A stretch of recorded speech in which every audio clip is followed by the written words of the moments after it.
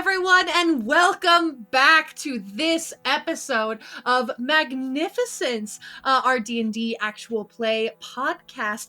I am going to be your dungeon master as always. My name is G. I'm very excited to have you all here with me. And I have all of our players today as well, who are all equally excited. They don't have a choice. They do what I say. Sorry, that was mean of me. Oh, we've made our choice already, and we've sold our soul to their collective souls to the devil. So yeah. They're mine. Not to the devil, to the Nightmare King. That's me. Yes. I like that even better. Very glad to have everyone back. I hope you're all excited wherever you may be listening to. We are very excited to get into this. Before we begin, I just want to give, as always, a quick shout out to Sarson Games for writing the fantastic sourcebook Oracles of Agra that we use for our pantheon in this game. Please go give them some love for Oracles of Agra as well as all the other content that they produce. So with that, let's just jump right into it and get into all of the juicy bits of this campaign. A quick recap of where we left off. Our last session started with the aftermath of the mysterious battle, what was soon discovered as a failed assassination attempt. It brought confusion as allies are patched up, supplies are gathered, and Kuvos in particular brought up an interesting question to Suda, creating some very interesting party dynamics right off the bat. With half of our party still poisoned, however, a safe house is needed to rest and recuperate and just decide what to do next. Luckily, Caradwin knows a guy. As introductions are made, the party makes their way through the rat's maze towards a little tavern called the Labyrinth's Rest, run none other than by Zara Demtor, a drow woman who attends to the less fortunate. Her people, called Demtor's Lowborn, guard her door, but they let the party inside with Caradwin leading the charge. Zara quickly gives a rundown to the party: no fighting, no problems, discretion, and if you're able, leave something behind for the next group. Our party takes shelter, and they begin their investigation proper, with Kuvos, Sage, and Olwen beginning to dissect the poisoned candles, determining that the wicks had been coated in an oily, homemade poisonous inhalant. Alina magically identified the candles, coming to a similar conclusion, also noting that the poison still remains in her body, Kuvos, and Caradwin. And while subdued for now, it will return. The only thing to do now is to find the cure, which is likely held by the poisoner. Caradwin, in looking over the events that happened during the grand funeral, knows exactly who perpetrated this. The Reavers, an assassin's guild that has a questionable back-and-forth reputation. And the assassins were none more than apprentices trying to prove themselves. But who were they? Who could have been behind the job? Luckily, again, Caradwin knows a guy. So Caradwin quickly sends word out to fetch for her next contact, and Alina settles down in the cellar, feeling a strange breath on the back of her neck, but seeing no visible source. It's at the end of this short rest, with questions still hanging in the air, that we resume the story with our party. So, everyone, at the end of this short rest, what is everyone getting up to? I think short of this strange feeling on the back of Elena's neck, I'm looking for a piece of paper and a quill or a pen, if I don't have one already on my person, and writing a couple of notes. I think I might have mentioned this at the end of last session, actually. One to the Dame of Thorns, and one just to my family. Yeah. Just for Dame of Thorns, trying to find out what's going on, what does she know, and family, it's as much a status report, fairly dry and bland, just like, I'm okay, I'm here, we'll try to get out when I can. Mhm. Now, we are quarantined in the rats. Yes, from what you Yeah. heard, the rat's maze has been the entirety of it has been locked down with everyone inside, no matter where they originate from. Question. Do Hmm. I know of a way to get in contact with Bonnie right now or no? Right now, you could. This is the Steelbone, correct? No, this is my contact from the Crafters Division. Right, wrong one. Which one am I talking about? um, that one, not off the top of your head, no. Okay. I think this is a question for UG. Hmm. Is during a short rest, is it possible for me to cast a ritual spell while still having the short rest?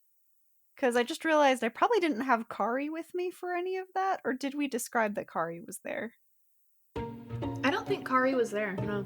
Yes, can confirm. Mm-mm. Flying Turtle was not there. No turtle. Mm-mm. Okay. We would have remembered. If possible, I would like to use our short rest to ritual cast Find Familiar so I can have Kari, please. Yeah, absolutely. It's easy enough to find a stray 10 minutes somewhere within the realm of this rest to ritual cast and summon Kari. Perfect.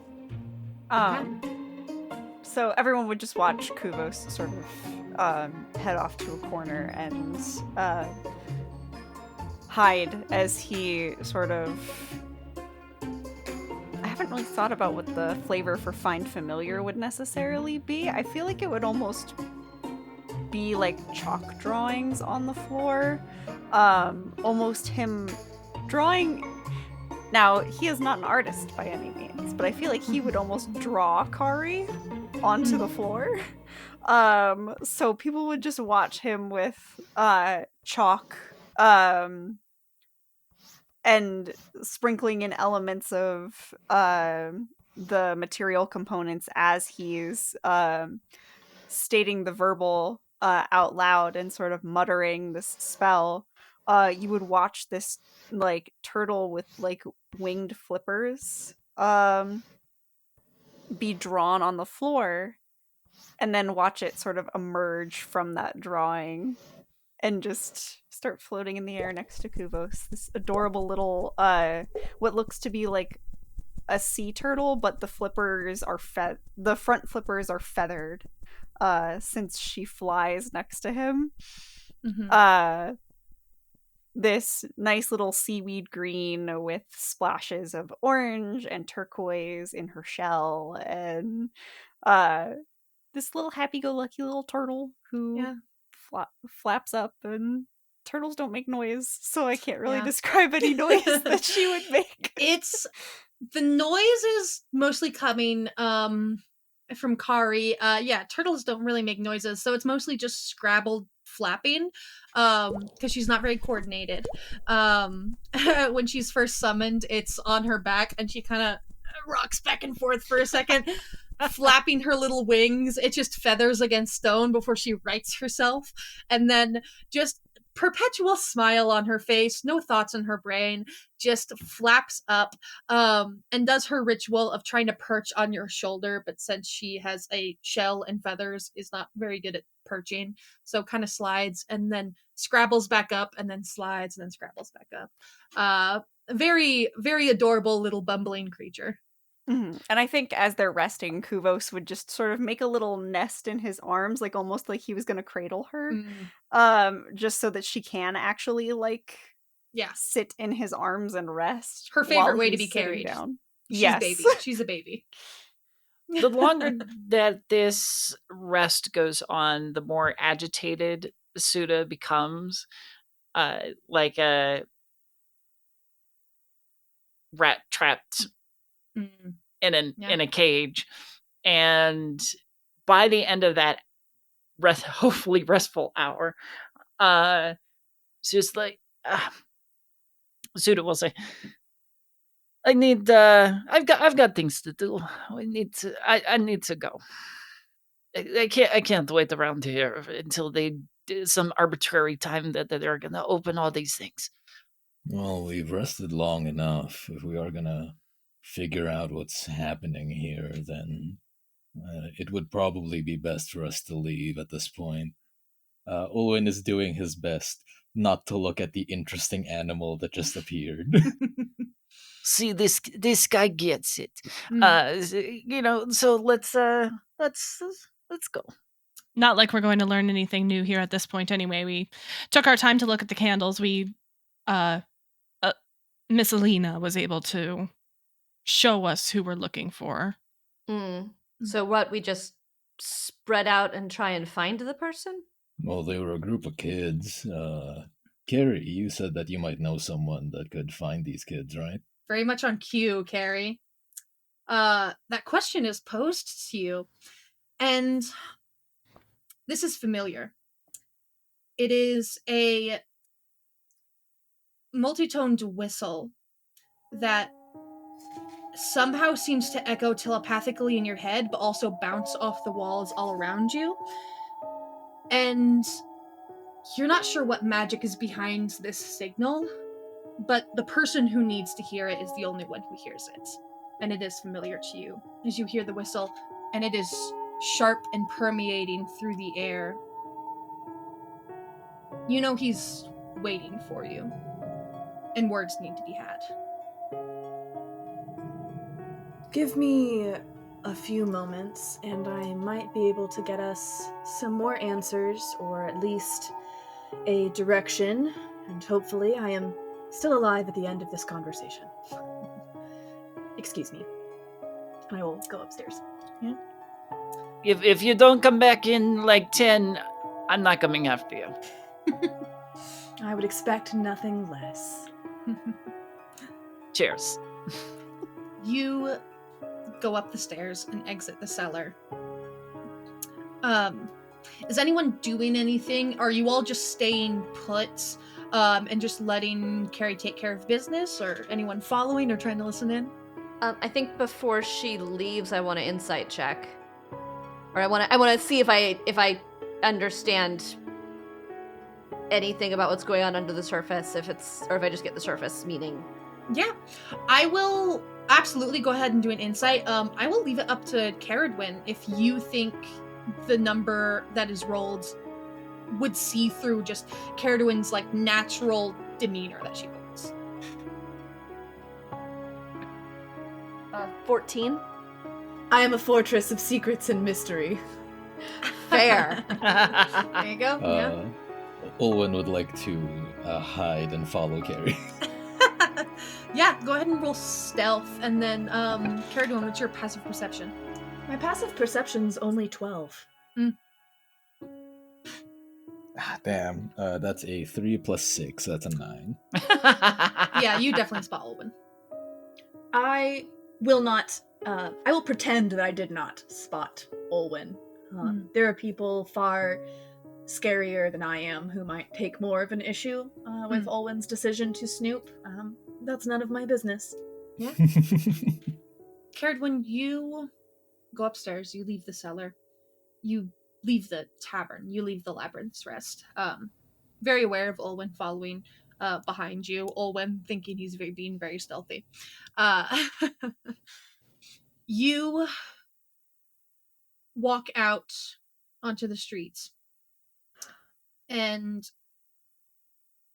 he has a way of making himself known when he wants to be, and making sure the right people see at the right time. An alleyway across the street, where there are sort of like wooden scaffoldings set up to maybe, looks like maybe repairing one of the houses across the street. About 20 feet off the ground, sitting on the edge of one of the wooden scaffoldings, you see Atash. This hulking black dragonborn. He is a terror to look at. You would not look at this individual and immediately think of a proficient assassin. You would think of a hulking berserker, a terrifying barbarian, standing about almost 7 feet tall. And that's with the sort of hunchback that he carries. Unsure if it's an actual hunchback or if he just stands crouched over to make himself appear smaller to the public. With long, thick, muscular arms and clawed hands, sort of patched together dark armor and robes, and just piercing eyes. This is a very intimidating individual. And no matter how long you've known him, Atash Sareth still sends chills up your spine. He watches you as you approach, and just waits for you to get within earshot as you enter the darkness of this alleyway, sort of having to look up a bit at him as he just continues to sit calmly, one leg dangling over the edge.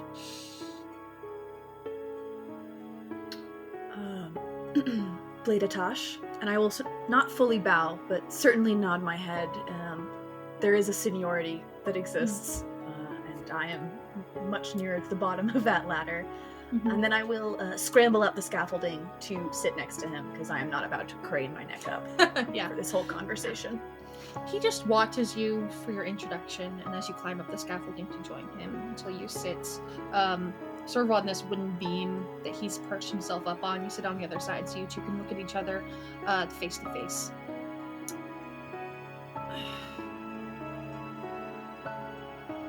I understand. You were enjoying the festivities of the grand funeral. No? Enjoy is a strong word. Yes. But for someone so accustomed to death such as you, I would think a wondrous affair. But you know as well as I do what was really happening there, I assume. That's why you called me, isn't it, little hare? Yes, I I see to some degree what was trying to be accomplished. I have my questions and reservations. They are mine to have, and I am not here to question you exactly.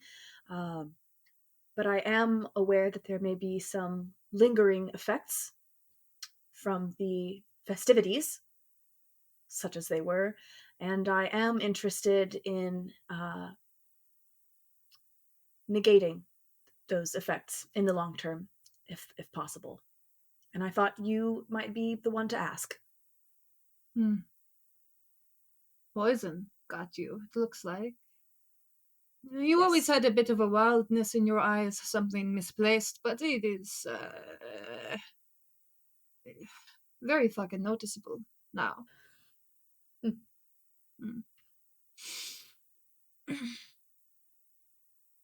As I'm sure you are very aware of our practices, it was a test that the apprentices, as I'm sure you saw, obviously failed. Yes. What would you think? You are 15 and 16 years old and you get a job to go kill the fucking sovereign of the empire, and you're like, oh, this surely won't be a trap. I tell you, all these apprentices, they're getting dumber every time we recruit them. Yes. Dumber, more desperate, more willing to engage in collateral damage. I do know the ones that's perpetrated it. Where they are now, that is not knowledge of mine to have.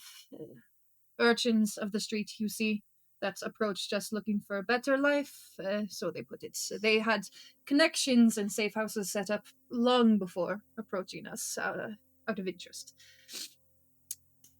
The third one, though, the tiefling boy, he was not an apprentice, not one that was trying to join us. He was outside help.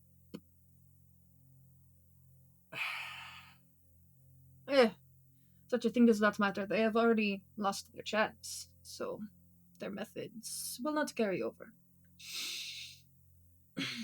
But, as I was saying, the tiefling boy. A little younger than them. He is. Ozit is his name. That much I know.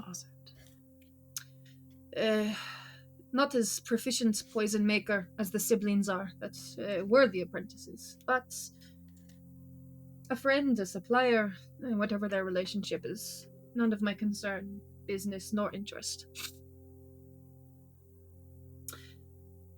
He resides still within the rat space. Trying to flee was pointless for all three of them, really. But try they must, of course.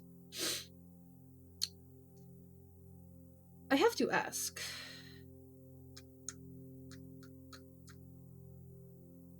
What are you thinking of their performance? Sloppy.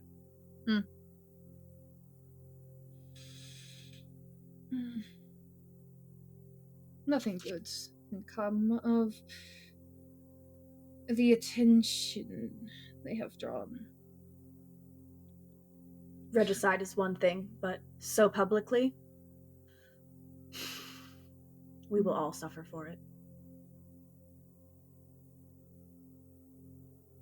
You have been part of this organization for a long time now, haven't you, Peregrine? Yes. I am not privy to all the plans that the four speakers have for our organization, but I hear rumblings. A position such as mine offers a rumor or two occasionally. There are changes coming. And I'm not speaking of the Empire, I'm speaking of us. What the rivers will look like a few years from now is unbeknownst to me. But it will not look the same as how they do now. I want to make sure that you will prove yourself to be a strong asset to myself and to the Reavers when those changes do come. You had some time off. There were some concerns, some questions, some rumors. Yes. Not mine to know. Personal business is one's personal business, but I feel it only fair to warn you, little hare, that there are many others better than me that have many questions that have no answers, and they look to you for those answers. You will answer those with your actions, yes? Always. Oh, it was a good day for a funeral. A very, very good day for a funeral.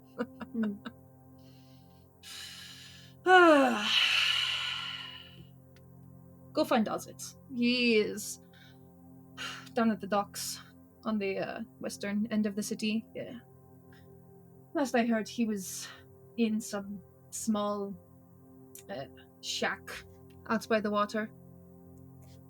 If anyone knows where the two siblings are staying, he would know. But he's, from what I heard, prone to flights of fancy. So try not to spook the lad. The Western Docks. Thank you, Lady Tosh.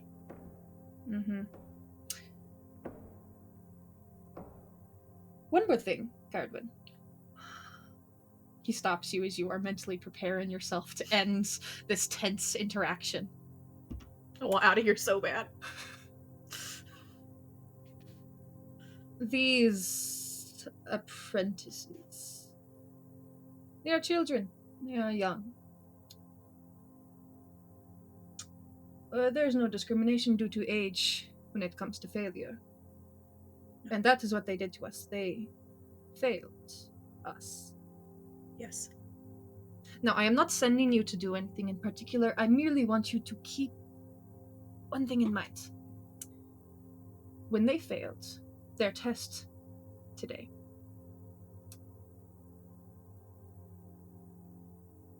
They rid themselves of any allegiance they had to the Reavers. Those children, they are not your people.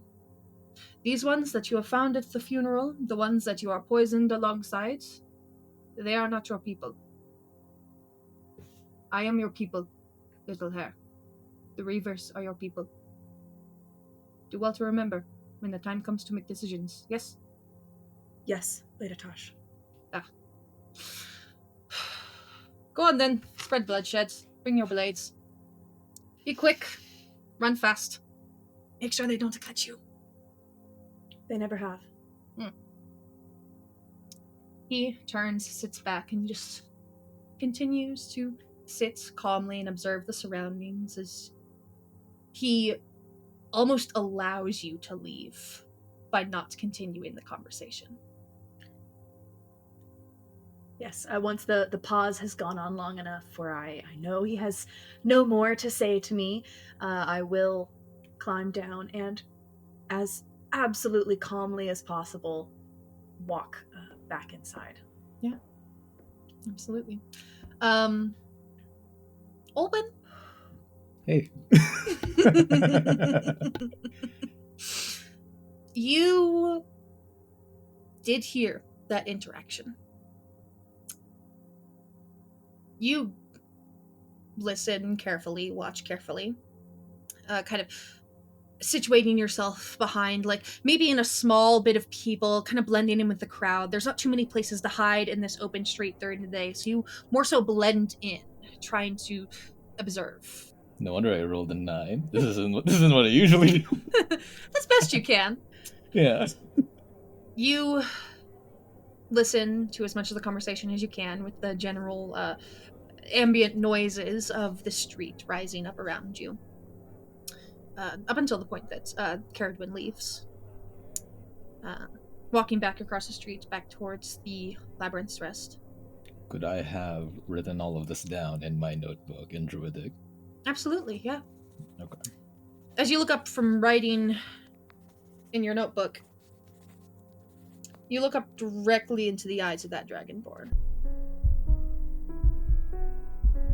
No longer sitting in the scaffolding, standing at the mouth of the alleyway, moved with such speed and absolute silence, you quickly understand why he is in the profession that he is in. And he just stands, and he just stares. Standing rather than sitting, you see his mass, how large a creature this man is. And he carries no weapons, merely clicks his clawed fingers against each other, calmly whistling to himself as he just watches.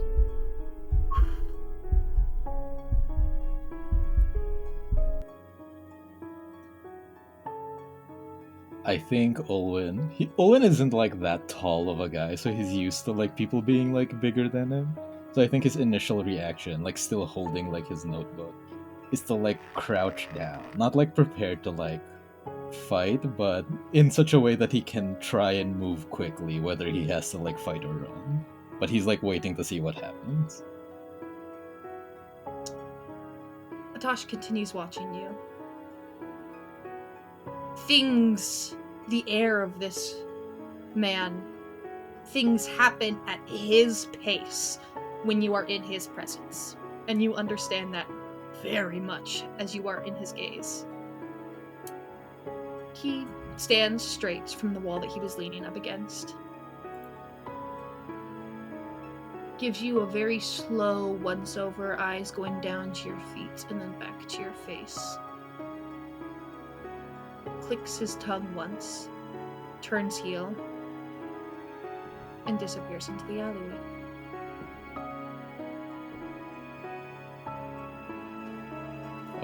Olwen will do the same thing and like leave, ducking into like a different place to hide. And try and make his way back to like the others. Yeah. Caradwin, you rejoin everyone in the cellar of the tavern, with Olwen following soon, a few minutes after. And everyone, you watch as the two arrive within a few minutes of each other. and you have new information. Suda is practically chewing the threshold, waiting for them to get back. So, what is the word? What can we please get out of here? We have 3 different routes to find in a maze. I have a direction. Then let's go. Everybody, pack up your things. Let's get moving. At some point during the absence, Elena had pulled a lyre out from under her robes because it's just always kind of there because bard, and so she had just been slowly playing just plucking random tunes. Suda is really glad that she already had the wax in her ears from earlier. Oh. I pointedly put them in before we even entered the establishment, so it wasn't like a slight on Alina. It was just fair. Yeah. And so as soon as we're saying oh, let's get going, Elena packs that in. Getting ready to leave. So are we walking and talking then, or?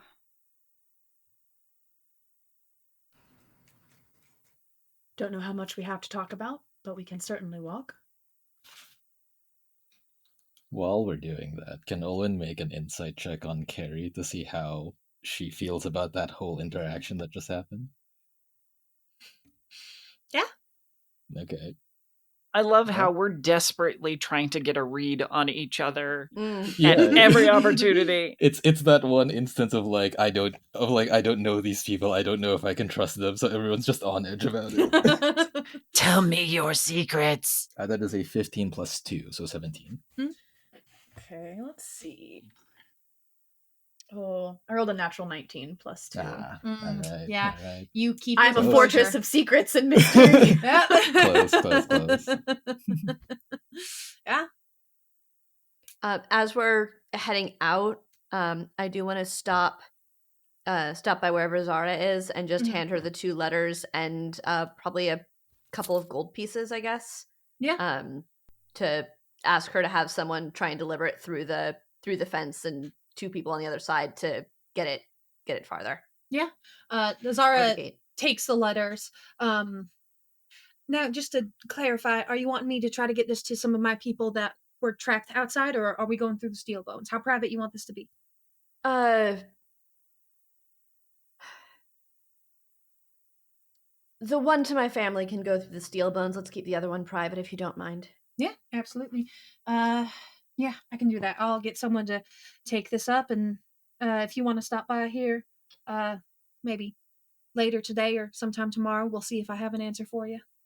I appreciate it. Stay safe out there, all y'all. As we're walking out, Kuvos is also going to, since he was the one patched up and utilizing most of the resources, he doesn't forget Zara's request to leave something behind for others, and will also place a gold piece in her hand for the bandages that were used. Mm-hmm. She gives a nod and a shake of your hand and puts it away in a little lockbox she has stashed up there that is separated from the funds from the actual tavern. Mm-hmm. Her tax-free income. Olin is going to pull out a very light looking coin pouch. It sounds like there's barely anything in there. And he's going to reach into it and put a gold piece with the Empire symbol scratched out of it. Yeah. Yeah, absolutely. Does the same.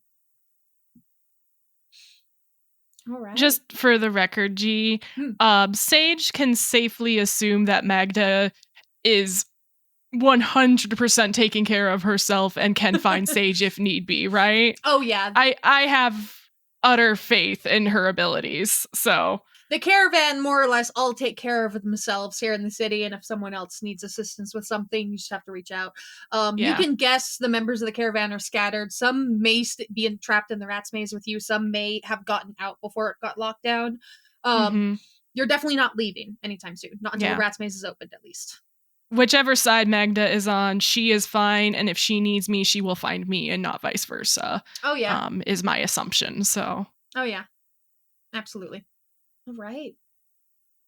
So, you all head out of the Labyrinth's Rest, leaving Zara and her safe house behind, thankful for the bit of reprieve that it gave you. And Caradwyn, I assume you are leading the charge to investigate this new lead. Yes, I know the direction. This is a part of the city that I could walk blindfolded and dead. So I will head in the direction of the Western Docks. I will look around for Atosh, fully expecting that I will not see him anywhere. But some instincts simply cannot be quashed. Yeah. Definitely every interaction you have with him leaves you with the feeling of just eyes on the back of your neck, and that persists for like a couple minutes after, and it's uncomfortable. While we're walking, Suda is going to sidle up to Owen. So, what did you glean while you were out with Carrie? Since they are very tight-lipped. Olwen, in like as soft as a whisper as he can, is going to ask first. Depends. What are you hoping to find out of that information? Well, I'd like to have some intel on the kind of danger that I'm going to be walking into, and I think you could appreciate that. Can I make an insight check on that? Inciting the hell out of each other today, y'all. I love it. 17 again. There is a general feeling or a vibe of curiousness and just, want to gossip kind of thing. But being a bounty hunter,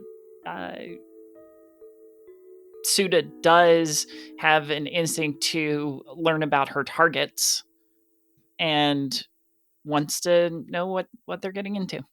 Okay. No, that's not anything like Olwen and Heaven would have an issue with, so he's going to respond back. Reavers. She went to meet with one of them. Large, dragonborn, goes by Atash. We're headed to the West Docks to look for those kids. They were apprentices. Messed up a job. What job? It wasn't what happened at the funeral, was it? It was, but that wasn't the effect they wanted. It was a hit on the Sovereign. Hit on the Sovereign? That's a pretty serious claim. All right. I will keep alert. Thank you.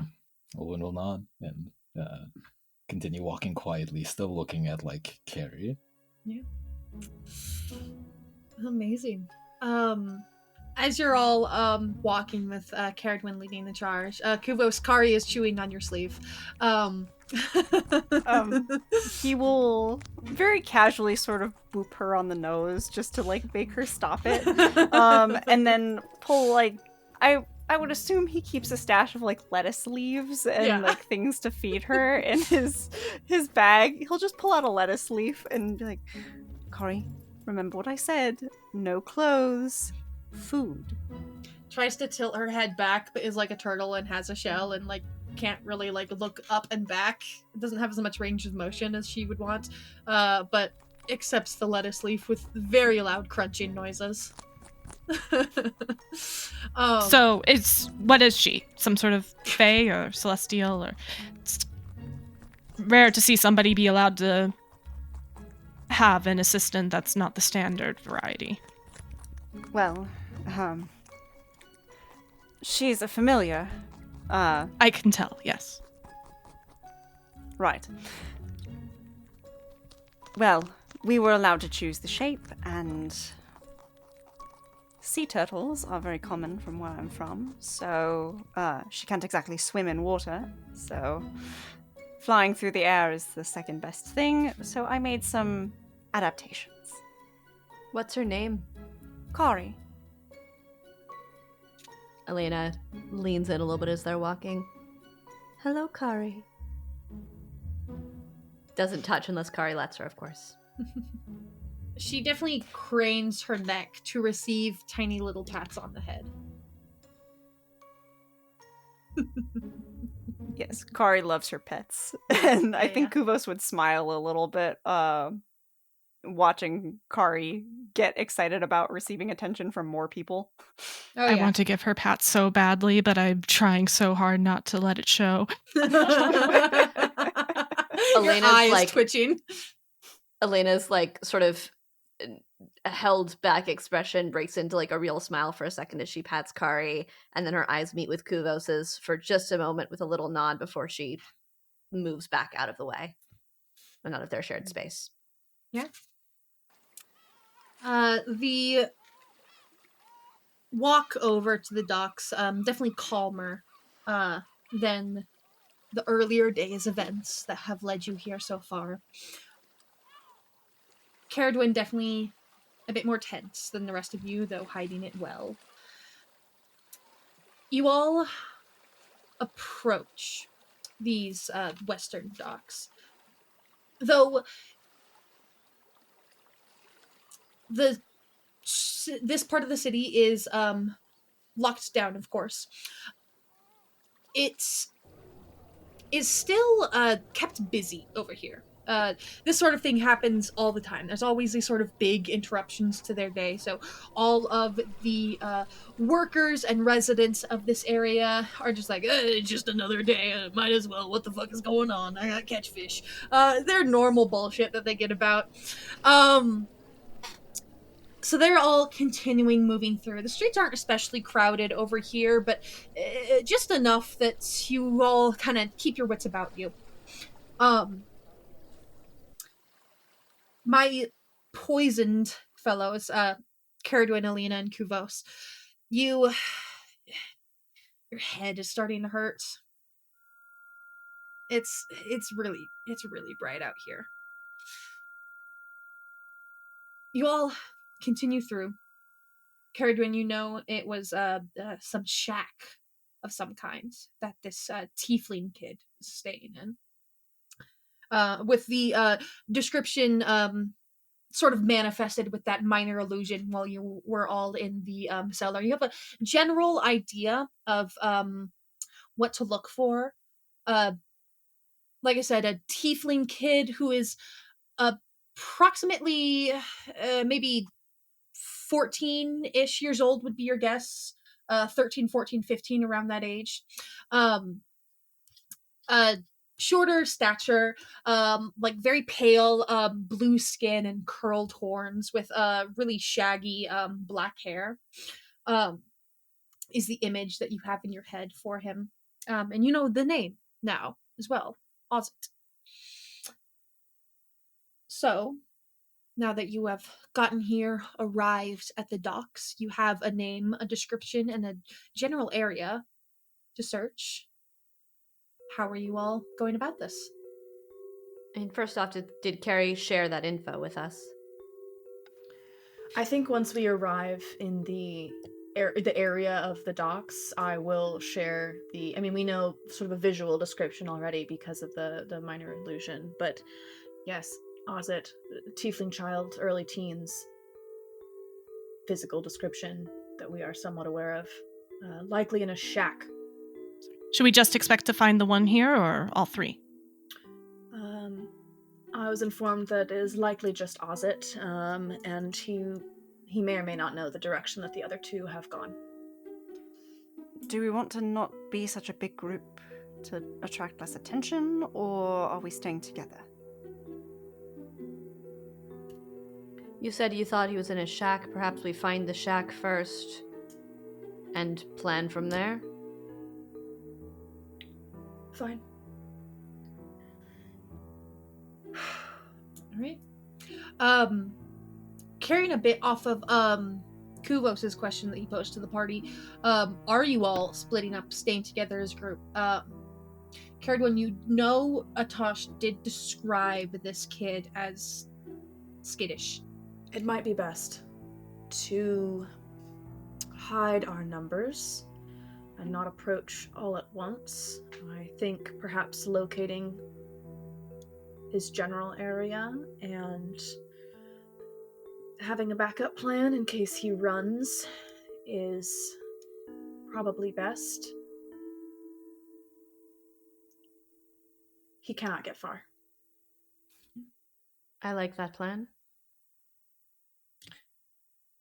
If I have eyes on him, I can keep him from running, probably.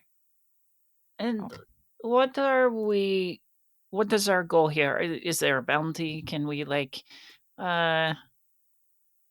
are we taking him alive? I intend to find out how to get our affected peers.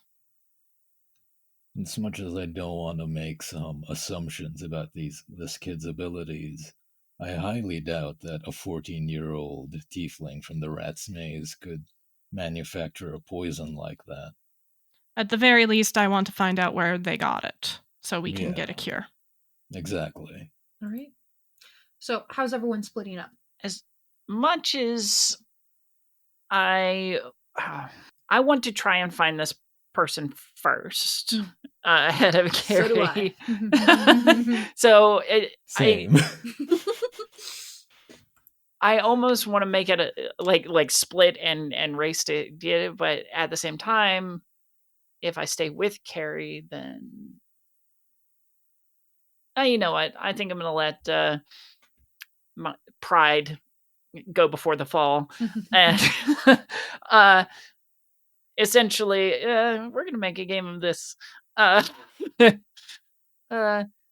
certainly think that with my considerable experience, I can find this person ahead of our fellow here. So I'm gonna branch off and Okay. head around the back to try and find this place. Yeah, you guys are at like sort of entrance to the docks. Like way ahead of you are like the docks proper, where like the boats and fishermen and ships coming in are. And there's also like canals going through these streets. So there's paths to walk, but there's also several twisting waterways with people going down in small boats. Some carrying goods, some have like little floating shops that they're selling right out of their boat. Some seem to be using them as their primary form of transportation. And of course, there's all manner of shackled together buildings with a lot of them have different like fabrics and such stretched between them to create shade for some of the workers out here in the sun. And quite a few have like planks and ladders and stuff connecting rooftops that you see workers using to transport things off the ground, but also just like small children like running across them playing tag. Just a run down area, but definitely very full of life. So we have Suda going off on your own. Okay. And whoever wants to follow along, that's fine. But I'm definitely beelining off one direction. Okay. Olwen is also like beelining off to try and get to the kid first. Okay. So Olwen and Suda both take off on their lonesome. Mm-hmm. Harry will approach one of the vendors, boat vendors, someone very clearly local, established, lives in the neighborhood, and ask if they have seen anyone matching Ozit's description, and I will offer up a silver. Yeah, absolutely. While we get into that, Alina, Sage, and Kuvos, who are you all going with? Are you all by yourselves, sticking with anyone in particular? I think Elena, she pulls her robe a little bit closer around herself, very, very aware that she sticks out like a sore thumb, and is going to follow Carrie, but at enough of a distance not to like impinge on to harsh her vibe, if you know what I mean. Yeah, so sticking with Carrie, but like in the background. Yeah, but before Carrie splits off, she's gonna kind of say kind of quietly to her, if we can find them, I might be able to get some information. If you keep them alive. I can manage that. Okay. Sage, Kuvos. I think Kuvos, watching the immediate split of all three of the more driven people in this endeavor, he was going to kind of talk things out. He's very much a like figure out the method first and then take action, and everyone has done the exact opposite. So he considers very heavily for a moment, watches Alina split off in the direction of Carrie, and is like, okay, I don't want to draw too much attention to any of the people that are actively staking stuff out. He still feels really awkward about the interaction earlier with Suda, and mistaking her for someone he thought he knew. So he's going to go ahead and head after Olwen instead. Okay. But to make a note, he very much has, he did not put his conclave vest, conclave robe back on, just to make sure that he doesn't stick out like a sore thumb in this area while they're doing this investigation. So he still has like his underrobes on. And I will say the conclave like vest coat thing, it is like reversible specifically for this sort of purpose. So it turns inside out into just like a solid color, no embroidery, no like heraldry to anything. So it can still be worn, just has to be essentially turned inside out. Okay, so I didn't know that. So Kuvos would have purposefully turned that inside out. That is a note Emma will make for later. But he would have turned the vest inside out and be wearing the robe in reverse. Yeah, so you just look like a wizard.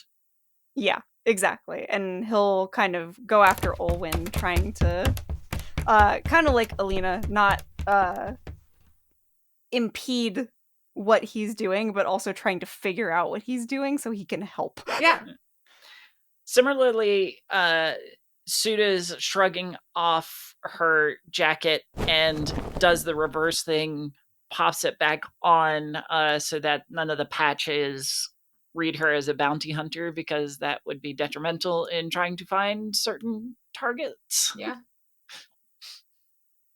Seeing everybody splitting off, Sage is like, well, we never figured out how we're going to get back together if one of us finds them, but all right. I'm just gonna go off and look at all the houses and shacks and stuff.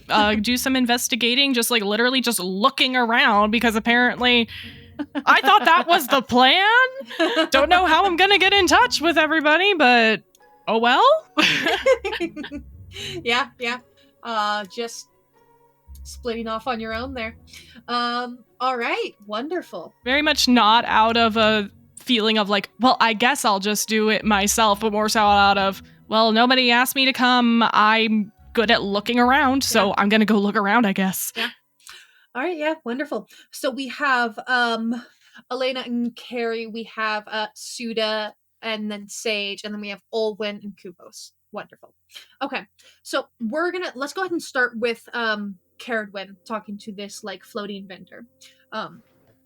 You approach what just looks like an older human woman, pants rolled up kind of above her knees, barefoot, like has big like bundled sacks of like produce and such that she seems to be selling out of her boat, and a long like not like an oar, like that long like stick, that rod that she uses to push herself along in the boat, and kind of leans on that as you approach her little floating marketplace, and leans in to hear you over the general noise and hubbub of the streets. And you offer her that silver. She glances down at it and then glances up at you, taking a closer look at you now that you're like offering her money for this information, but says nothing about it. Nods and takes the silver, kind of looks around. I'm gonna roll something real quick. She looks around and then motions you to lean in a bit closer. Yeah, I couldn't say exactly where now. It was like a few minutes ago, like 10 minutes ago or so. Kid looking similar to what you're describing moved very quickly through here. Was headed over in that direction, and points off to kind of a small like neighborhood of small rundown houses and like sort of apartments. So points you in a general direction that he headed in about 10 minutes ago. Thank you. goes about her business, continues on selling her produce. You begin heading off in that direction. Olwen and Kuvos, are you two just scanning streets? I think what Kuvo sees is the way that Olwen approaches this, which is probably a little surreal to see, is very much that of a person like hunting down an animal. Like, he's looking for signs to see like where people have been or went. He's just trying to see if he can physically spot this like child. And he's moving like very quickly the moment he doesn't see anything in like an area. Yeah.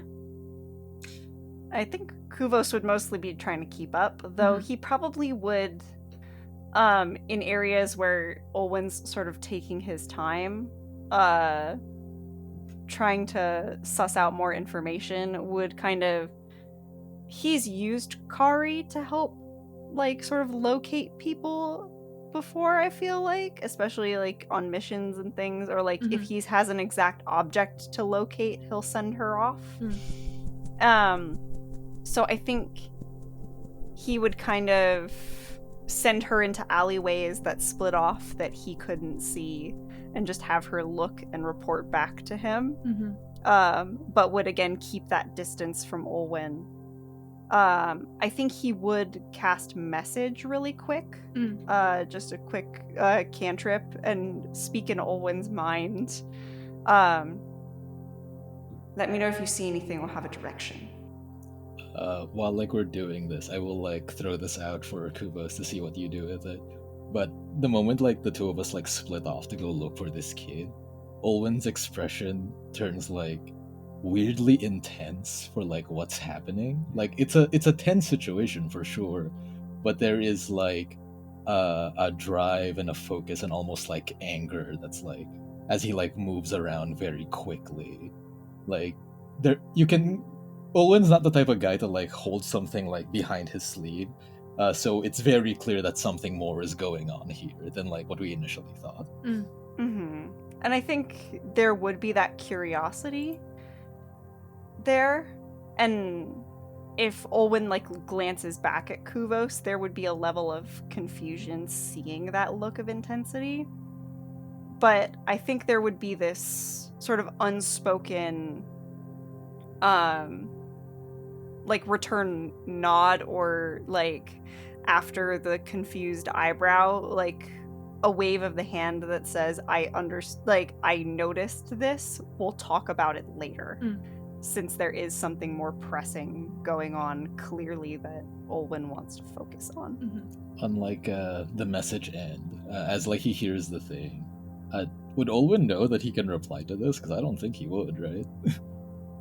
I mean, I think it's a common enough cantrip. I think you would know you can give a reply.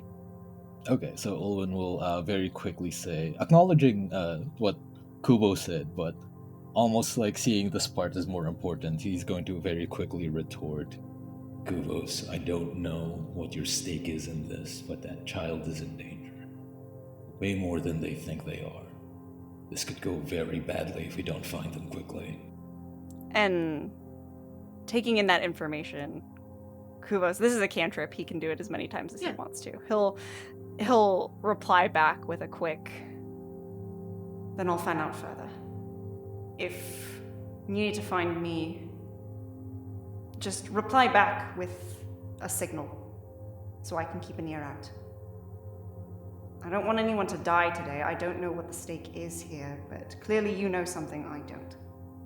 That's probably more than 25 words. It's a cantrip, who cares? You can cast it more than once. And he'll then, I think at that point, realizing the urgency, sort of split off, send Kari in another alleyway. Okay. And start keeping a closer eye out for this kid. Okay. Olwen, I'll have you give me since you're going more like, you're not really looking around so much as you're tracking, I'll have you give me a survival check to do like urban tracking to see where this kid might have ended up.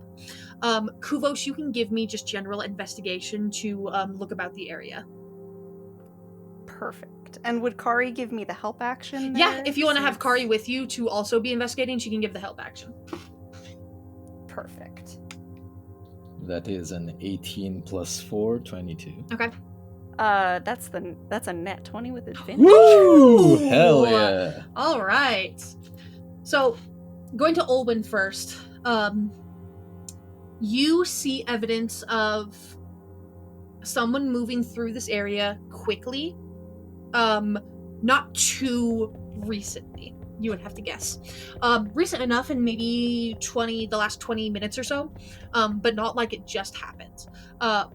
You see people are what looks like crates of like merchandise or like people's belongings were quickly moved out of the way of someone's path, and people are like getting stuff back in line. You see someone is just now finishing picking up like a pyramid of produce that was knocked over. And all evidence suggests someone was very quickly moving through from the entrance of the docks towards the water. So it looks like someone approximately 20 or so minutes ago came in, went directly for the docks at a very, very fast pace. Kuvos, with your natural 20, you are not tracking, but you're paying attention to the surroundings. You discern the same sort of idea that Olwen did, which is someone was moving through quickly. You're not on the exact path that was taken, so you don't see as much of like the picking up the aftermath, but you kind of gain that same sense. People looking around confused, a few people chatting like, oh, who was that person? Ah, so rude, pushed me out of the way, stuff like that. You look ahead, knowing someone was moving through here, but that means they're already gone. So where were they going? They were going for the docks. You are looking ahead towards the docks, and you see some fishermen with smaller fishing vessels sort of talking amongst themselves. They also seem confused. One is speaking to another and talking very enthusiastically with his hands, and you can't quite hear their conversation, but you see him pointing back in the direction towards the front of the docks. And motioning to his own face as if describing someone, pointing out to the water and then to his small fishing vessel and throwing his hands up in the air. And as you paid closer attention, the person he's talking to, they're disguised well, not well enough. It is an official of the city, not wearing the big plate armor of a typical guard, someone who wants to be more subtle to not attract as much attention. These kids made an attempt against the sovereign of the empire. You guys are not the only ones out here looking for him. Do I see anything if I look in the direction that he was pointing? Because Kuvos would notice that, noticing that guard, he would know he needs to get ahead of them, not worry about what they know. Yeah. Where he's pointing looks to be a more residential neighborhood of these docks. Small cluster of small apartments and shacks. And again, back towards the beginning, as if someone went for the docks, didn't find anything, and then looped back around. Okay. If I see Olwen still heading in the other direction, as Kuvos is pivoting in that way, he would signal in some way, whether it be like a quick whistle or even if need be, if he's paying too much attention to the trail, sending Kari to just go poke him and gesture for which way to go. Yeah, I think Olwen's paying very close attention in this moment. He's very intense about it. So a quick whistle, you are aware of your surroundings, and you know Kuvos is also looking. So you signal Olwen and motion to him where you're going, so you two can kind of catch up and continue on the search together. Sage, go ahead and give me investigation. You're still towards the front. You're investigating the more buildings, not the people. Sounds like. Yes, Okay. I was going to say I am specifically trying to narrow down by thinking about that description of the building and assuming that like these 4 buildings on this street all in a row are going to have been built at the same time, trying to narrow down by looking at the structures as opposed to trying to track. I'm looking at those neighborhoods, those clusters, and seeing which ones, narrowing down the area. So, yeah. That is going to be a 10 on the die plus 6 for a 16. Yeah, absolutely. Let me roll mine over here. You are paying attention. There's a lot of people out in the streets. Not a lot of the buildings are full of people are out and about carrying on with their day. Not everyone is sitting around inside. So when you hear the sound of crashing and fumbling within this cluster of residential buildings, it draws your attention. And you do spot Caradwin and Elena zeroed in on that same area. So you can join up easily. Yeah, definitely going to head towards their intention of looking inside the building. If I spot this tiefling, I'm going to cast Hold Person as soon as I see them. Yeah, absolutely. Before they see me, hopefully. I'm not very stealthy, but... Yeah. Suda, you split off. Are you paying more attention to people area, more so trying to track? I am going to find the shadiest motherfucker that I can find lurking in some alley or other. Because that's where these, gang slash, thieves guild types tend to disappear to. Find one of those and walk up like I'm, looking for a little something. And before they can get a word out, grab them by the jacket, lift them up against the wall, and demand to know where this kid is. Yeah. This is fun. I'll say I'll just call this an intimidation. Yeah, you approach this like shady looking individual that's definitely dealing in some shit. And he has his whole shtick going on. He's got like his long cloak and he's like standing at the mouth of a darkened alley looking around. And as you approach, he turns to like begin giving his spiel. He's like speaking in a deeper voice than he probably has. And you grab him by the collar and lift him up and is the noise that comes out. Now, what was this kid's name again? Ozit is the tiefling. Ozit. Okay. Now you seem to have an understanding about this place. No? Yeah, shake your head, yes or no. Yes. Okay. Nods. Good. Then you know people around here. I'm looking for Ozit. I'm sure you know this whelp of a kid. And I would like to take them off your hands. You say anything untrue, I will come back and I will destroy you. Yeah, what was that, intimidation? Yes. 26 or 25, excuse me. Jesus. That one number makes a big difference between 25 and 26, you know. Sorry, the DC was 26. Huge difference there. One number higher and it would have been a nat 20, so, you know. Yeah, you lift this poor guy, 20 something, just like shithead low level criminal. Lift him off of his feet immediately up against the wall in this alleyway.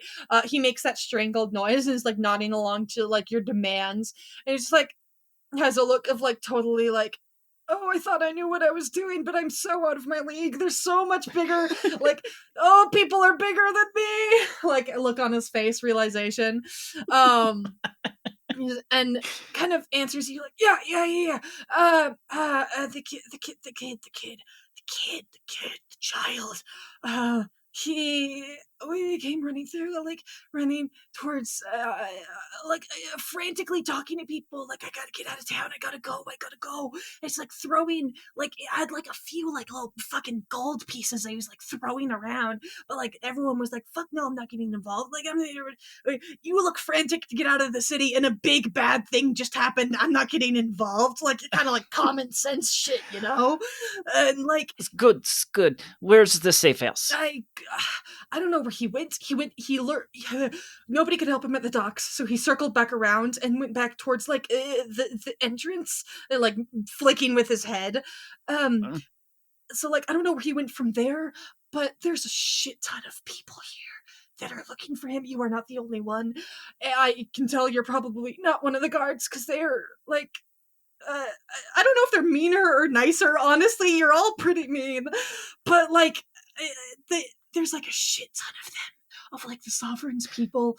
They are fucking everywhere, and they are good at hiding. And I will drop him. Thank you. You have done admirably, and I'll flick a coin Ting on his and forehead. take off. I inhaled my own spit. Hang on. You dart off, leaving this kid to his own devices.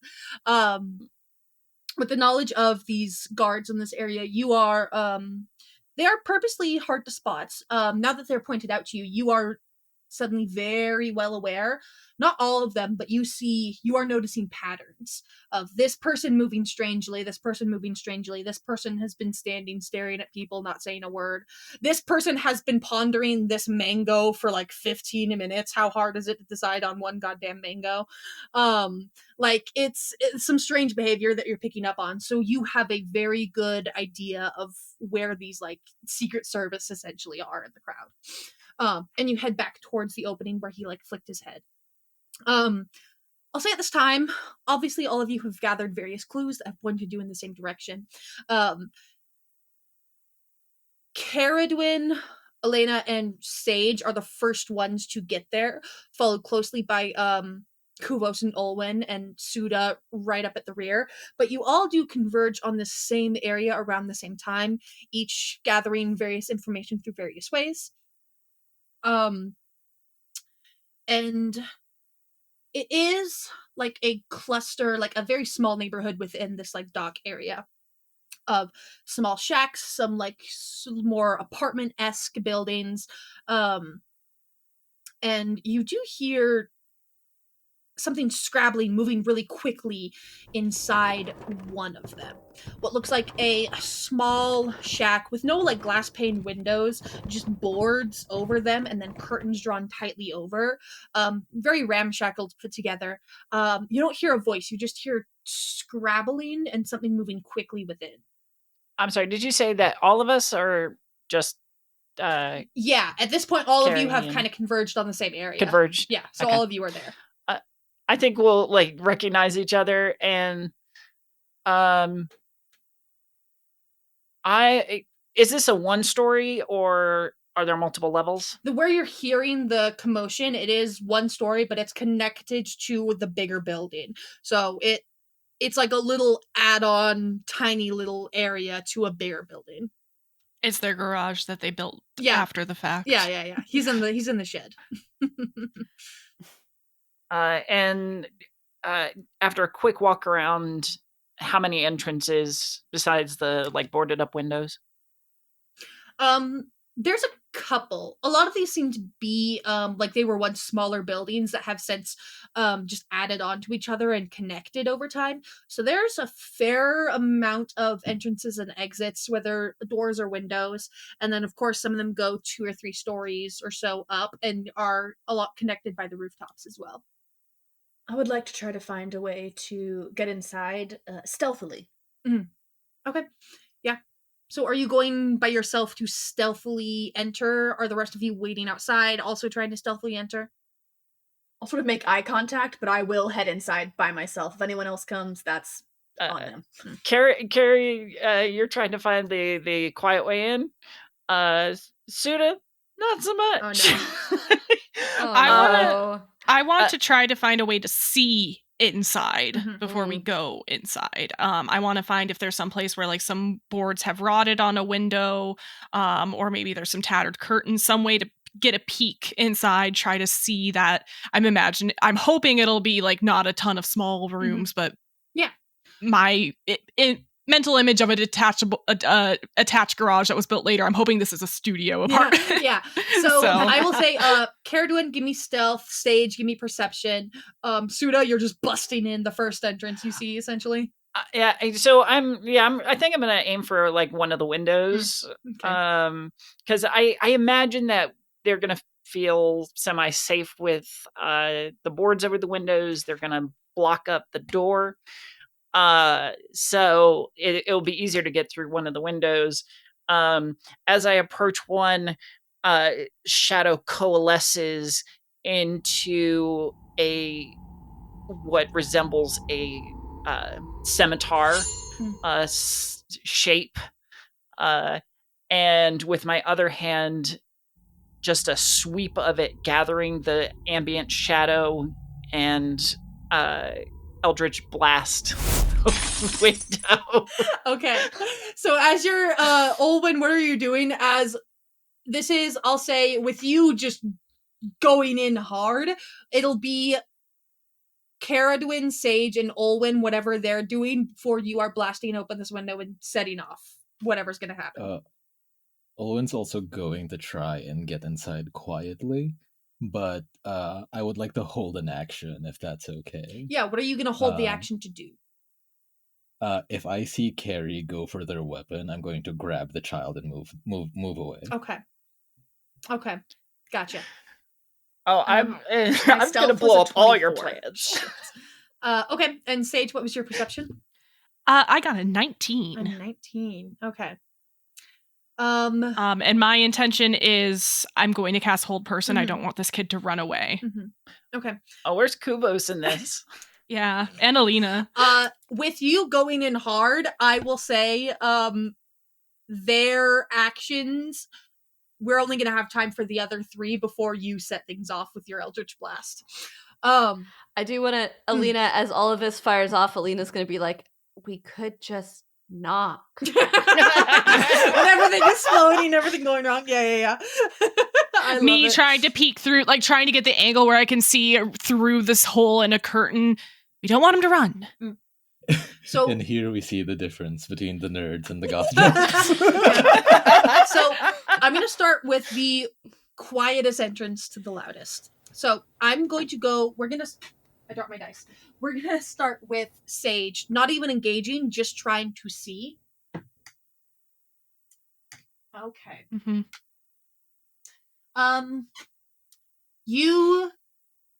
This shack isn't the best put together, so there are definitely some holes. You peek in, you do see a shorter cloaked figure. No details of the figure, but you do see someone inside. You can cast the spell if you like, and this individual will make the save. But that is all you see at this time. Are they wearing some sort of a hood or anything like that? Hood up, cloak cloak on, like very shrouded in their clothing. Okay.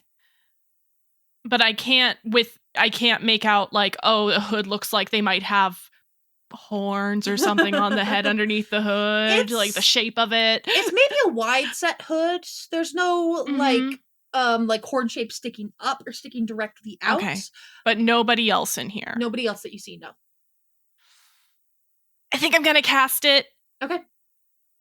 I'm gonna cast it anyway. It is a wisdom saving throw. My spell save DC is 14. Okay. Let me double check. So a wisdom save, 14. Wonderful. Let me double check if there's anything to add to that. You know what? Even yeah, that's a 16 on the die. Damn. So you cast that spell, and it does not take effect. But you do see the figure pause, not from the spell, Mhm. but out of realization that someone sees them. Mhm. We are going to, with this first engagement, let's roll initiative. Not for battle, but this is all going to be very fast-paced. I got a 2. So it's a good thing I got to do something beforehand. Yeah. So we'll start from the top. So anyone above 20. Let me pull. 22. 22. 22. 22 from Oh! Oh boy, oh boy. So that was Suda and Olwen who both rolled 22, it sounds like? Yep. Wonderful. Okay. So, 15 to 20, anyone? Dirty 20 for Kuvos. Okay, dirty 20 for 2 Kuvos. Okay. 10 to 5. 8 for Elena. 8 for 8 for Carrie. 8 for Carrie and 8 for Elena. And Sage, what was yours again? 2. 2. Wonderful. Okay. And then let me roll initiative for this individual here. Okay. So, working out pretty well for the order of actions that we had already kind of established. Olwen, you are going to go first. You see that the spell went off. You understand just the nature of magic. This spell was not harmful. It was to stop. So there's been no offensive taken so far. But you see this spell go off, and the person inside realizes, but you are faster. Olwen is going to very quickly rush inside. I'm not sure how much movement that's going to take. Yeah, you But guys he's are going right to- outside, so it's as easy as just basically kicking down the door. You and Caradwin are hidden from your stealth rolls you rolled prior to this, so you are hidden currently. So any attacks or grapples or anything like that will have advantage. Olwen is going to come out of the stealth holding out a short sword, but not pointed towards the child. And he's very quickly going to say, Brad, a lot of people are gonna come to kill you right now. You need to leave. As you burst through the door with your short sword drawn, though not pointed at this individual, you do see the face whirl around, and you see the young face of this tiefling boy who immediately looks terrified of someone busting in the door. Is holding a put together knapsack, and you see there's belongings scattered around this essentially studio apartment, like you said. And just immediately goes is looking around wildly, doesn't respond, just clutches his bag to his chest and moves backwards, his back hitting the wall. He's right next to the boarded up window, and his hand begins reaching for the curtain as if trying to find a way out, but has his eyes wide and on you. Is that all you're doing with your turn? You're still holding that action if there's any offensive taken against the kid to sort of try to stop it? Essentially? Yeah, exactly. Okay. And Olwen's, as the kid backs up, Olwen's going to back up with him, but his back is turned towards the kid. Okay, yeah. Suda, you are up next. So you Eldritch Blast this window. Please go ahead and roll. I mean, do I need to roll the attack, or do I just roll damage? Because Honestly, just roll damage. Okay. You're standing right next to this window and you're just busting it open, yeah. Yeah, because it's. I think it's just ironic. No, it's they're coming to kill you. This is gonna be fun. And Caradwin, there's a slow motion moment in your head of you just hearing the words, yeah, the kid's skittish, and you're like 6. 6. In rapid succession, the door bursts open. This wild man runs in and says, people are coming to kill you. You have to run. He backs up towards the window, and it immediately explodes next to him, sending debris of wood and tattered curtain all over the place. And he covers his head with one arm and goes, ah! And just yells in fear. He thinks he's gonna die. Suda, anything else for using, your I turn? guess, a bonus action or whatever to leap in through. And you jump in through the window. Yep. You are right next to him.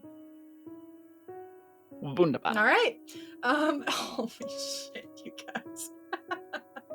Oh, I love it.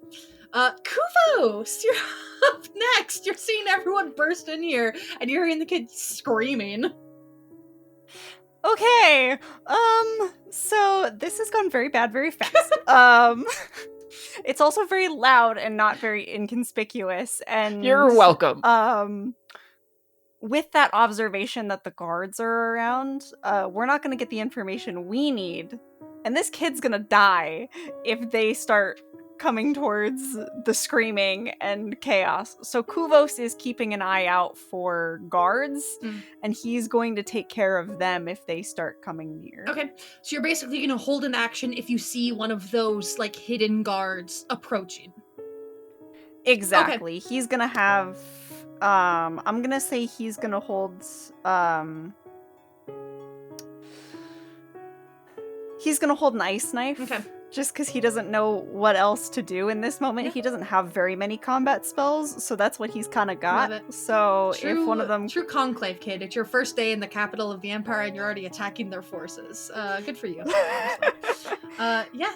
I mean, what else are you going to do? But if anything, he'll buy them enough time to get the information we need from the kid, or grab the kid and get us to an area where we're going to be safer. Yeah. Alina, you're up next. Wow, I assumed the kid was gonna go next. He rolled really low. Yeah, I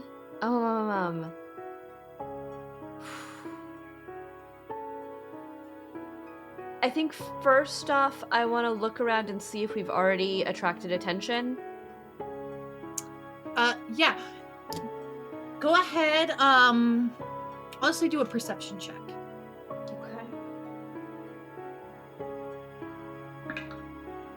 Ha! Natural 20 for a 25. Woo! Baby! Wish I could have used that on something else, but you know. You see, it suddenly got very loud over here. So there are definitely some people turning towards you. They seem to be locals. Okay. You don't see any of the hidden guards so far, but some of the locals are starting to split off very quickly in a direction away from you. With intent on their face. So you have to guess it will not be long at all. Alright, I'm gonna duck in through the hole that Suda has made. You jump in through the window right after. Just duck right in. And look at the kid, and I see this kid cowering, freaked out, and it's okay. It's okay. We're friends. Just we've got you. What? He tells me there's people coming to kill me. What are you talking about? I'm trying to convince them to trust us. Yeah. Yeah. Okay. Is that all for your turn? Yes, unless I can try and persuade them this turn. I'll say your roll is perception. The roll is that? I'll say you won't make the roll yourself, but it will it'll add on to the next person who attempts to persuade and calm down, de-escalate the situation. Because you're coming through in a friendly manner. Yes. Okay. Caradwin! I really love that everyone assumed I was just gonna go straight to trying to kill this kid. I know. Like, I also don't want information. I know. Well, Yeah. I love that. And I mean, so much. well, to be fair, that's the gist that Olwyn got, Oh, and therefore I got. which I will say to you, love it. Caradwin, based off what Atash said, it wasn't kill this kid. It was more so don't interfere. Like, just let whatever's gonna happen to him, let it happen. Mm-hmm. Like, he's not your problem. He's not my people. Yeah, he's not your people. So I think with the stealth check and sort of coming in later, I'd like to think Caradwin found like a weak spot, like in the roof. You know, it's a little crappy old building. So I'm gonna just drop one from the ceiling. Goddamn assassins! Quick, there's people coming to kill you. Window explodes. Bam, Diving bam, in. bam, ceiling. Alina coming in. We're not here to hurt you. Roof explodes. Boom. Fucking SWAT team. Fucking SWAT team response. Not to mention, right before that, you realize somebody's looking in your window and has a wand pointed at you before any of this. Literal SWAT team response. Yeah. Truly incredible. That's hilarious. So I'm so into that. Don't roll, because that's hilarious. You drop in through the goddamn roof. Hell yeah. Boom. Yeah, turning it as close. Yeah, dropping it as close to the kid as possible. I do have a knife out, but it is also not pointed at this child. Little Shadow, you are in so much more danger than you know. What is going on? Terrifying, thinking about how much danger they probably believe they are in. Kill me, please. Just full weeping. That comes later. Yeah, amazing. So you Followed by a light salad. take him I off think my Owen list. was about to like try and like to point his sword towards Carrie, but the moment he sees like the dagger is pointed away, he like hesitates enough that he doesn't do it yet. Yeah. Yeah, it's more like one hand is like on the shoulder, or you know, like not full intimidation, but like I am touching you. Okay, we are in melee range. Yes. But you know, knife out in a much more defensive Mm-hmm. position. Yeah. Sage, you're up next. Your spell jump-started the initiative, so your action is technically spent at top. So you have your bonus action and movement still standing outside, all of your party going bonkers and converging on this kid. Except for Kuvos, trying to keep an eye out. Okay, seeing this chaos and knowing like things are very loud right now, we may have limited time. I want to look around this room again. I think I'm probably like standing next to the window that was broken in. I think that's probably the window that I was like aiming my wand through and stuff. I want to just do a quick scanning of the surroundings. I want to look for anything that looks like it could be, like if there's a bag of these candles, if there's some bottles, unlabeled bottles of some sort. I'm looking for anything that could be related to this poison. Yeah, I'll say give me investigation. In this moment of tension, you quickly look around to see if there's anything related to the attack. Okay, let's see how my purple d20 is rolling here. Not great, but could be worse. 15. 15. You see nothing of the like. It's personal belongings, day-to-day stuff. Nothing suggests this was the poisoner. Okay. I don't have a bonus action way to hide, but I think I'm intending to kind of like get off the street. If the guards come up or something, I don't want to be involved, but I also don't want to be in the room that's exploding. So yeah, absolutely. Use my movement to kind of get some cover from passerby, basically. Yeah, wonderful. Okay, at the end of your turn, after Sage, your turn, we're gonna go over to finally rolling a 2 on his initiative, Ozit, and his turn. Absolutely petrified, in a corner in this shack, a bunch of strangers SWAT teaming, kicking down his doors, windows, and rooftop, to enter in a very aggressive, but like, somewhat, looking out for you kind of energy. Very confusing energy he's facing. Sage, you are still at the window, correct? Yeah, I think I just kind of barely ducked around the corner. I'm still like basically at the window, but if something were to go off through the window, I could run or something. I don't know. Yeah, cool. He's gonna jump out the window. Those of you, this kid is petrified, suddenly surrounded. I believe it is a pretty small area. Suda, Elena, Caradwin, and Sage. You guys are all right there. I was gonna say, can I use an attack of opportunity to grapple? Yes. grab him by the. If this kid isn't disengaging and dashing all at the same time to try to get the fuck away. He's not an attacker. He's not a fighter. He is going to fully bag in his arms, looks around at everyone. The one closest to him, I think, are Alina and Suda, who are right at that window, lifts up his bag, throws it at you, and shoulders you out of the way and just vaults over the windowsill. And immediately tucks into a roll to avoid Sage right outside the window as his disengage. All of that took some climbing, so that did take a bit of his movement, but he is going to turn and just start booking it. He is going deeper into the docks.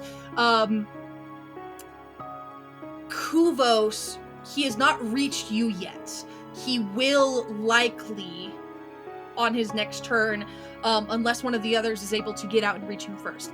At this point in time, he is outside of the shack.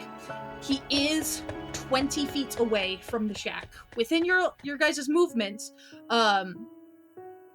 and heading further into the docks. And that will be the end of his turn, is disengaging, shouldering people out of the way, and booking it. So, with that in mind, we are going to go to the top of the initiative. I don't expect it will go on too much longer. I expect it will be easy to catch this kid. But he is definitely, he's not fighting, he's just trying to get away from you guys. Olwen, you are still at that door that you just kicked in. I will say it is easy enough for you to just turn around. The window he exited was on the opposite side of the door. So he had to exit, go around, and then go forward further into the docks. The door you're at faces further into the docks, so it's really just turn around. He's actually closer to you than he would be anyone else who is by the window. So he's, let me look. He's actually would be only 10 feet away from you. Okay. I think Olwen is going to run after him, try to grab the kid, and force both of them to, like, crouch down so that I can tell the kid to not run into the docks, because that's where the guards are. Yeah. Absolutely. Go ahead and give me grapple. That would be... Yeah. Athletics, Go ahead and do athletics, right? yeah. He's a Weasley kid, so we'll see if he sneaks out.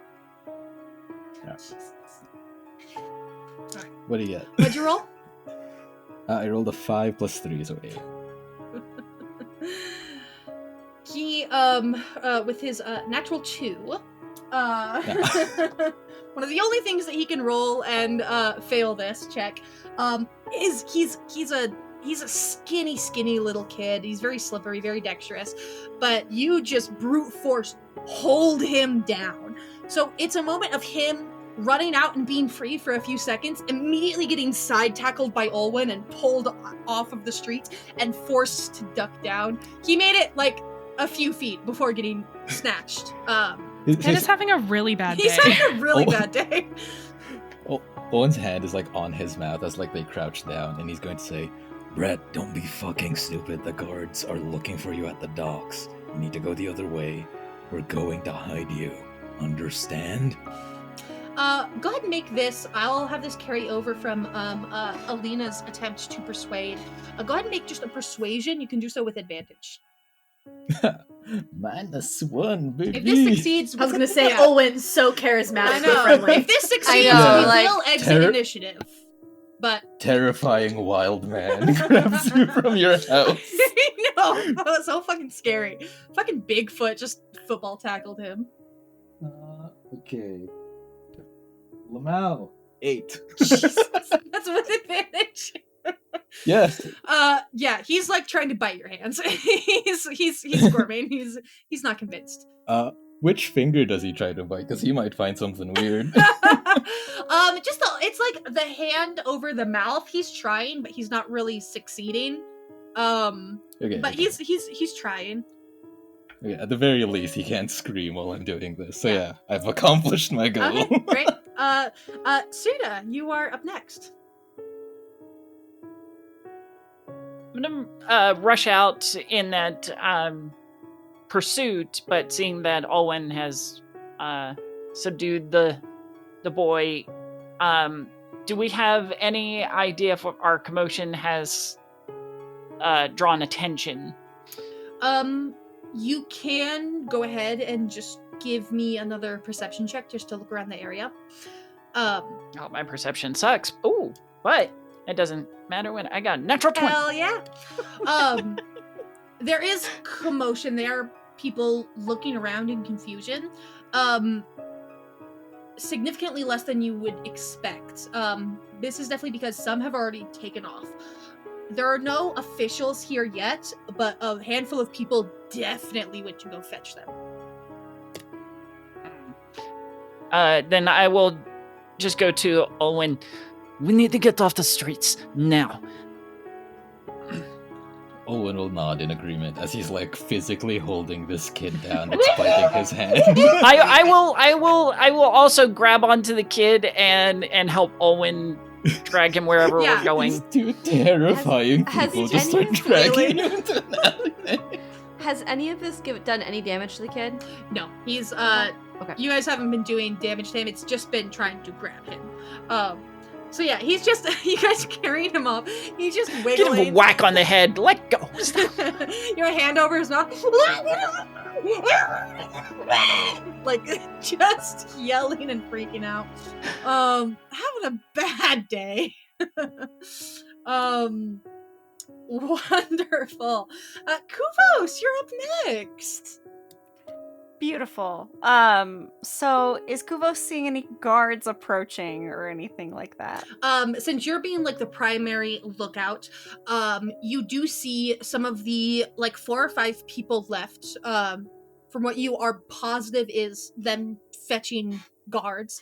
You do see 2 of them have cornered this one individual who seems to be one of the more undercover guards and are speaking frantically to him and pointing in your direction, and he's nodding along and beginning to move. So at this point, with you like taking your turn to be active lookouts, you do see they have been alerted and they are going to start moving towards you guys.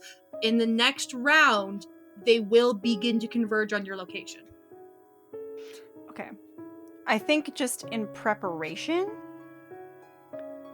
I'm gonna go ahead and to give us some cover, I'm going to go ahead and instead of that ice knife I was holding, I'm gonna switch my tactic, especially after seeing that Olwen and Suda both have a hold on the kid. I'm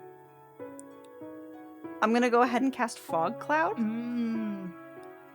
Give us some cover so that we can get out without being seen. Are you Even though they clearly know we're here, so it makes no sense to try and be inconspicuous. So you're just gonna watch Kuvos kind of, in order to make this fog cloud, open up his water skin. And start pouring water out, and you're gonna watch his hand sort of heat up and create this area of steam that just issues out to create this fog cloud that just hangs in the air. And with that, he's gonna turn around and, after creating this fog cloud, move towards Olwen and Suda immediately, and just, not trying to be super loud, but carrying the voice, say, "We don't have time. They're coming." And that's his turn. Amazing. Okay. I love that. So yeah, you create this fog cloud. What's the radius of that again? 1 second. Radius on that is 20 feet. Okay, wonderful. Yeah. So it's going to be centered on the house and where everyone is currently trying to grab this kid and go. Okay. Just to give us a head start. Okay. Yeah, wonderful. Senta is centered on all of you. It does effectively reduce your vision as well. Does it blind completely or just remind me of the fog cloud? So it doesn't blind completely. The area is heavily obscured. It lasts for the duration, which is up to an hour as long as I concentrate on it. Or until a wind of moderate or greater speed, at least 10 miles per hour, disperses Gotcha. it. So you guys, it is heavily obscured, so people from far away can't see you within it, but you guys can still navigate your way out. Good spell. Good spell. Good spell for the situation. Okay. Wonderful. At the end of Kuvos's turn, we are going to have, where's my initiative? Alina, you are up next. Absolutely. So Alina is going to, I'm going to step out of the shack, right? So I can see what's going on outside.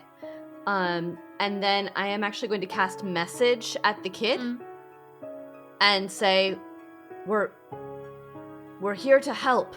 Relax. Let us get you out. Okay. Yeah, go ahead and roll persuasion. All right. Come on. Please, someone with good charisma, roll persuasion. 18 for a 26. 26. God damn. Yeah. There's a reason I wanted to do that. Absolutely. He does stop hearing this message and seems to force himself to take a breath and actually look at his situation. You guys haven't hurt him. You guys have been saying, we're here to help, we're here to get you out. He took your initial people are coming to hurt you as a threat, followed by all of the exploding walls and windows, doors, and roof. He taking you kind of, in a sense, sending this message directly into him instead of just being another voice yelling in his ear. In his brain are basically saying, stop and calm for a second and just look. We are helping you. You see this is very effective in getting him to stop struggling, and he kind of holds the hand that was like clawing at Olwen's to try to get it off of his mouth. Like he kind of stops and like kind of gives your arm, Olwen, like a gentle pat as a way of saying like, I'm chill, I'm cool. And you slowly remove your hand, and he kind of holds his hands up and goes like, I gotta get out. Everyone, people are gonna kill me if I stay here, but nobody wants. No, I don't know how to get out. And with him more or less de-escalated, we are actually going to end initiative here. You guys are in the fog cloud still. The people are still converging, so it is in your best interest to book it. But he's no longer running from you guys. He will follow you for the time being. We need to move. Should we go back to the safe house? That seems like a very big crowd to bring someone wanted to. What I know of, because this is still in the larger part of the lower city in the Rat's Maze, would there be another, not necessarily as official an establishment as Zara's place, but Carrie has safe houses throughout the lower, places to lay low, to hide. Would there be one nearby? Go ahead and make me, we'll call this a history check.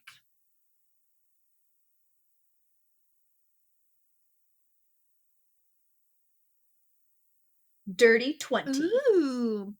I mean, you have your own connections here in the city, your own places to go and fall back to. You know of a nearby area. It's essentially like a small sort of like apartment. That is not specifically yours. It's used by a lot of Reavers, but it's kind of like open access for anyone to go in and out as they may need.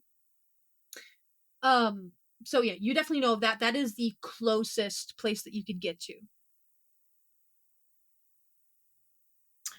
So yeah, I think having heard this discussion, seeing that the kid is no longer fighting going with us, vault myself out the window into the fog club with the group. Let's move this way. All right. Before we go, I want to kind of crouch down in front of the kid and look him in the eye and go, is there anything important in there that we need to take? Just my bag that I threw, but it's not like important to like anything. It's just important to me, really. All right, let's go. We have the bag, right? He threw it at us. Yeah, he threw it at you guys. Okay, yeah. As like Alina, it's easy enough to just scoop it off the ground. He like kind of hit you in the face with it. Yeah. As we're all like moving out, Olwen is going to sort of follow through the rear. He's going to pick up some of like the dirt and grime that's on the ground, clasp it together in his hands, and sort of spread it down as like they're walking. And I'm going to cast Druidcraft to hide our tracks. Ooh. Nice. Okay. easily enough that we have exited initiative, you all, with the Druidcraft and the Fog Cloud, I'll say that is more than sufficient to kind of cover your quick departure. Definitely a bit louder than maybe it should have been, but you got out quietly enough to have no one follow you. At the very least, that's what it appears to be. You have Ozit in your company, and you all retreat to a sort of small safe house that Carrie knows of. There are still questions to be answered, but now, at least, you have a much, much better lead. It is with that we will end our episode for today, everyone. Thank you so much for joining in. I hope you had a wonderful time in this sort of tense capture of this witness to this crime. What could he know, and in what directions will he point our party next? That you will have to tune in next time to find out for yourself. Until then, we will see you next time. Bye-bye! Bye. Bye. Bye-bye now. This was perfectly executed. I don't trust him. I think there's something important we left behind, but I don't. Ah! Yeah, wonderful.